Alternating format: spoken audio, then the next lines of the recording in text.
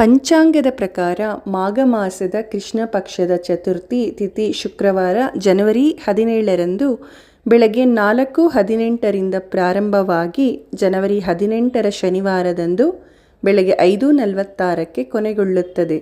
ಇಂತಹ ಪರಿಸ್ಥಿತಿಯಲ್ಲಿ ಉದಯ ತಿಥಿ ಪ್ರಕಾರ ಜನವರಿ 17ರ ಶುಕ್ರವಾರದಂದು ಸಂಕಷ್ಟ ಚತುರ್ಥಿ ಉಪವಾಸವನ್ನು ಆಚರಿಸಲಾಗುತ್ತದೆ. ಈ ದಿನ ಚಂದ್ರೋದಯವು ಸಂಜೆ 7:32ಕ್ಕೆ ಸಂಭವಿಸುತ್ತದೆ. ಸಂಕಷ್ಟ ಚತುರ್ಥಿಯಂದು ಈ ತಪ್ಪುಗಳನ್ನು ಮಾಡಬೇಡಿ. ಕಪ್ಪು ಬಟ್ಟೆ ಧರಿಸಿ ಪೂಜೆ ಮಾಡಬೇಡಿ. ಹಿಂದೂ ಧರ್ಮಗ್ರಂಥಗಳಲ್ಲಿ ಗಣೇಶನನ್ನು ಮೊದಲು ಪೂಜಿಸಲಾಗುತ್ತದೆ. ಗಣಪತಿಯನ್ನು ಪೂಜಿಸಲು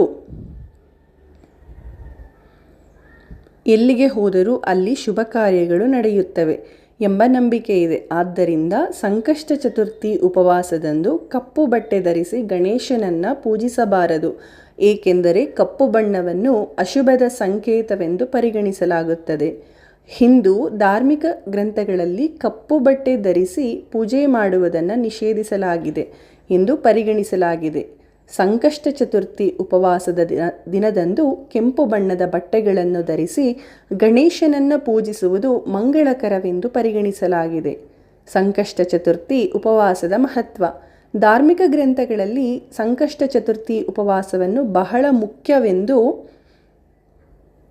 ಪರಿಗಣಿಸಲಾಗಿದೆ. ಈ ದಿನ ಗಣೇಶನ ಜೊತೆಗೆ ಪಾರ್ವತಿಯನ್ನೂ ಸಹ ಪೂಜಿಸಲಾಗುತ್ತದೆ ಎಂದು ನಂಬಲಾಗಿದೆ. ಈ ಒಂದು ಉಪವಾಸವನ್ನು ಆಚರಿಸುವುದರಿಂದ ಮಕ್ಕಳೊಂದಿಗೆ ಸಂಬಂಧಗಳು ಗಟ್ಟಿಯಾಗುತ್ತವೆ. ಇದಲ್ಲದೆ ಮನೆಯಲ್ಲಿ ಸಂತೋಷ ಮತ್ತು ಸಮೃದ್ಧಿ ಉಳಿಯುತ್ತದೆ. ಎಲ್ಲರಿಗೂ ಸಂಕಷ್ಟ ಚತುರ್ಥಿಯ ಹಾರ್ದಿಕ ಶುಭಾಶಯಗಳು.